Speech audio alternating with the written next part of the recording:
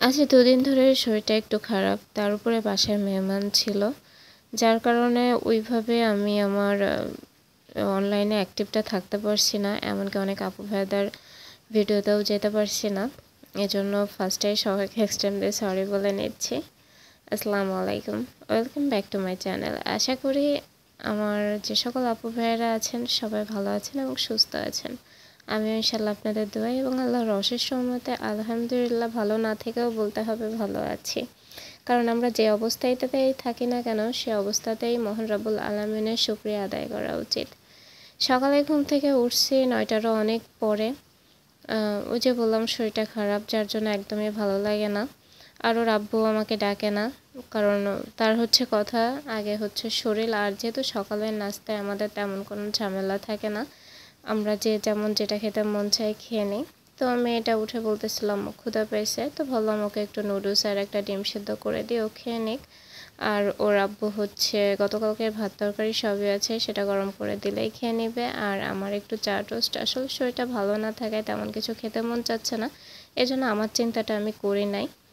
যাই হোক, মেয়েকে নাস্তা দিয়ে তারপরে চলে আসছে ঘরগুলো গোছাতে। গতকালকে ঘরে একদমই হাত দিতে পারছিলাম না, গতকালকে শরীরটা আরও বেশি খারাপ ছিল। তো চিন্তা করলাম আজকে একটু ঘর বাড়ি গোছগাছ না করলে হবে না, যেহেতু শুক্রবার আর রুহির আব্বুও বাসায় আছে।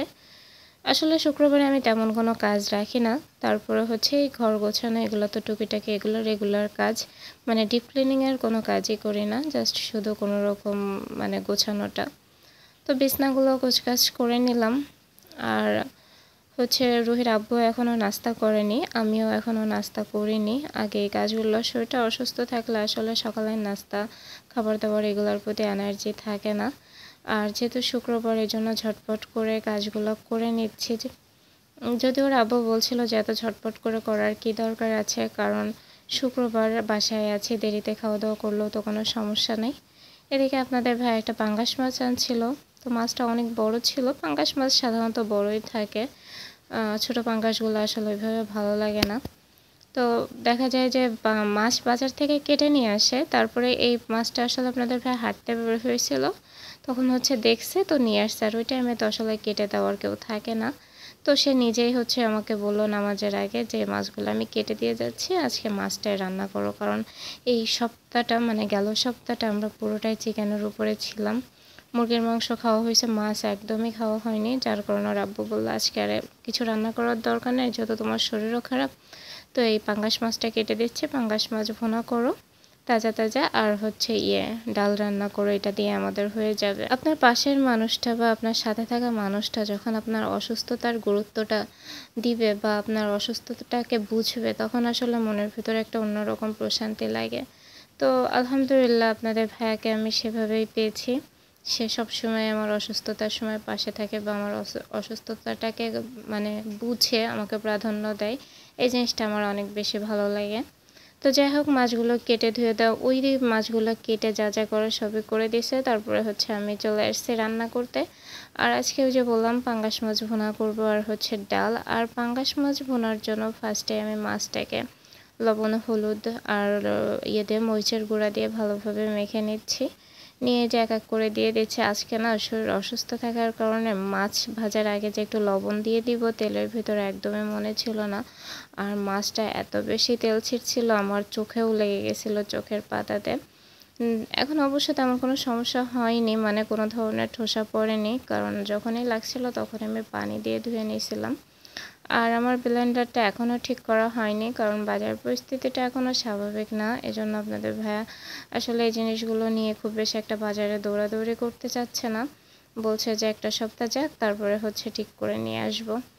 এই জন্য তো আমি শিলপাটাতে একটু পেঁয়াজ আর হচ্ছে রসুন একসাথে কেটে নিয়েছি, সেটাই বেটে নিয়েছি একবারে। ডাল আর হচ্ছে ডাল বাগার দেওয়ার জন্য পেঁয়াজ রসুন আর রান্নার জন্য দুইটা একসাথে করে নিচ্ছি। আর গতদিন মুরগির মাংস রান্না করার জন্য যে মশলাটা করছিলাম আদা রসুন একসাথে বেটে রাখছিলাম, সেটার কিছুটা আছে, তো সেটা দিয়ে দেব। আর আমি হচ্ছে পাঙ্গাস মাছের চেষ্টা করি একটু আদা দেওয়ার, কারণ আমার কাছে মনে হয় পাঙ্গাস মাছটা একটু আদা দিলে বেশি ভালো লাগে, পাঙ্গাস মাছের যে আলাদা একটা স্মেল থাকে সেটা চলে যায়। আর আমার মেয়ে তো অনেক বেশি পাঙ্গাস মাছ পছন্দ করে।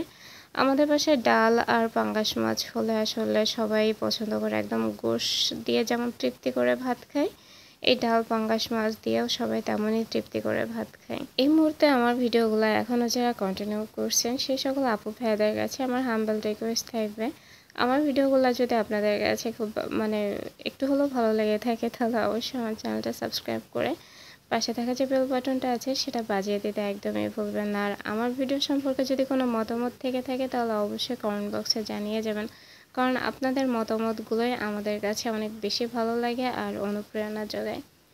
তো মাছটা ভাজার পরে আমি মাছটা উঠিয়ে নিয়েছি, আর মাছ ভাজা তেলটার ভিতরেই আমি যে মশলাটা করে নিয়েছিলাম সেই মশলাটা দিয়ে দিয়েছি। আমি কিন্তু আলাদা কোনো পেঁয়াজ দেইনি, যে পেঁয়াজ আর রসুনটা একসাথে পেস্ট করে নিয়েছিলাম সেটাই দিয়ে দিয়েছি। দিয়ে তারপরে এখন জিরা গুঁড়া দিয়ে দিব।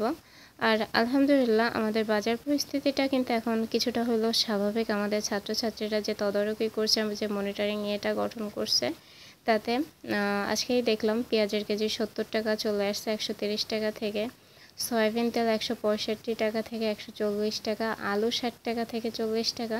তা আসলে আল্লাহর কাছে অনেক অনেক বেশি শুকরিয়া যে আমাদের সাধারণ মানুষের কিছুটা হলেও হাতের নাগালে এসেছে বর্তমান বাজার পরিস্থিতিটা। তো জিরা গুঁড়া দেওয়ার পরে আমি কিন্তু লবণ, হলুদ, মরিচের গুঁড়া সব কিছু দিয়ে মশলাটাকে ভালো মতো কষিয়ে নিয়েছি। এখন ভেজে রাখা যে মাছটা আছে সেটা দিয়ে দিব। তো আজকে আমার রুহিমণি আমাকে জিজ্ঞাসা করছিল, আম্মু কী রান্না করতেছো? রান্না করতে করতে এর ভিতরেও আসছে, কারণ প্রতিদিন দুপুরবেলা প্রতি শুক্রবারে দুপুরবেলা রান্নার মাঝপথে এসে আমাকে জিজ্ঞাসা করে কী রান্না করতেছ। তো আমি বলতেছি আম্মু আজকে মাছ রান্না করতেছি। বলতেছে কেন? আমি বলতেছি এই কদিন অনেক গোস্ত খাইছো না, আজকে মাছ খাও। বলো গোস্ত খাইছি তাতে কী হয়েছে, আজকে বিরিয়ানি করতা, শুক্রবার না? তাই আমি বলতেছি আম্মু প্রতি শুক্রবারে কি গোস্ত বিরিয়ানি এগুলো খাওয়া লাগবে? সারা সপ্তাহ যদি খাও তাহলে শুক্রবারে মাছ ডাল খেতে সমস্যা কোথায়? আর মাছ ডালও তো অবশ্যই একটা ভালো খাবার বা স্পেশাল খাবার আমি মনে করি। আমাদের সমাজে এমনও অনেক লোক আছে যাদের কাছে মাছটাও, আমরা গোশটাকে যেমন স্পেশাল বা অন্যভাবে প্রায়োরিটি দেয়, তাদের কাছে মাছটাও সেরকম। আমরা যদি আমাদের নিচের দিকে তাকাই তাহলে দেখবেন যে তাদের তুলনায় আলহামদুলিল্লাহ নিজেকে অনেক বেশি ভালো মনে হবে যে আল্লাহ আমাকে অনেক বেশি ভালো রেখেছে। তা আমি আমার মেয়েটাকে একটু বুঝ দিলাম যে আম্মু, যাই হোক মেয়েটাকে আসলে আমি যেভাবে বলি না কেন বোঝে, আরও পাঙ্গাস মাছ অনেক বেশি পছন্দ করে। আর ও নিজেও বুঝতে পারছিল যে লাস্টে আমাদের এক সপ্তাহ কোনো মাছই খাওয়া হয়নি, একদমই গোশের উপরে আছি। তো যাই হোক এদিকে আমি কিন্তু ডালটা সেদ্ধ করে নিয়েছিলাম, তো ডালের ভেতরে পানি দিয়ে দিয়েছি, আর মাছটাও প্রায় আমার হওয়ার কাছাকাছি। আমি একটু লবণটা চেক করে নিলাম। আর আমি কিন্তু পাঙ্গাস মাছটা একদম পাঙ্গাস মাছ না, যে কোনো মাছই আমি একদম যে মশলা ভোনা আছে না সেটা করি না, হালকা একটু ঝোল রাখি। কারণ আমরা যখন ডাল দিয়ে খাই তখন রুহি বা আমি বা রুহির আব্বু যে কেউ বলেন না কেন, আমরা ওই ডালের ভেতরে একটু মাছের ঝোলটা নিয়ে খেতে পছন্দ করি। বাইরে বৃষ্টি হচ্ছে, কেবলমাত্র শুরু হলো, সারাদিনে বৃষ্টি ছিল না, সন্ধ্যার আজানের পরে বৃষ্টি শুরু হয়েছে। তা আমি চলে আসলাম চা বানাতে, চা নাস্তা করব। আর বাইরের পরিস্থিতিটা এই যে এখনও কিন্তু সন্ধ্যা পুরোপুরি হয়নি, আর বাইরের আজকে লাইটটা কেন জানি জ্বালানো হয়নি। সুইচটা আসলে দোতলাতে থাকে, আর এই দায়িত্বটা আমার বড় জায়ের উপরে, এই জন্য বড় জা হয়তো বা ভুলে গেছে বা খেয়াল করেনি। যাই হোক বাইরে ঝুমঝুম করে বৃষ্টি হচ্ছে, আর আমি এদিকে চা বানিয়ে নিচ্ছি। খালাও আসছে ভাত নিতে। খালা সন্ধ্যাবেলা আমাদের সাথে চা নাস্তা করে ভাত নিয়ে তারপরে সে চলে যায়, আর দুপুরবেলা খেয়ে তো সে চলে যায়, তারপর আবার এই মাগরিবের নামাজের আগে আসে। আর আমার এই জিনিসটা দেখছেন, চা বানানোর জন্য কেনা হয়েছিল, কিন্তু চা বানিয়ে যে ঢালবো এটাতে তার কোনো অবস্থা নেই। চা বানিয়ে ঢালতে গেলেই এটা পড়ে যাবে। এই জন্য বেশিরভাগ সময় দেখা যায় আমি গামলাতে চা বানাই বা আমার সসপ্যানে চা বানাই। তো সবাই ভালো থাকবেন, সুস্থ থাকবেন। আজকের ভিডিওটা এই পর্যন্ত, ইনশাল্লাহ দেখা হবে আবার নতুন কোনো ভিডিওতে। আল্লাহ হাফেজ।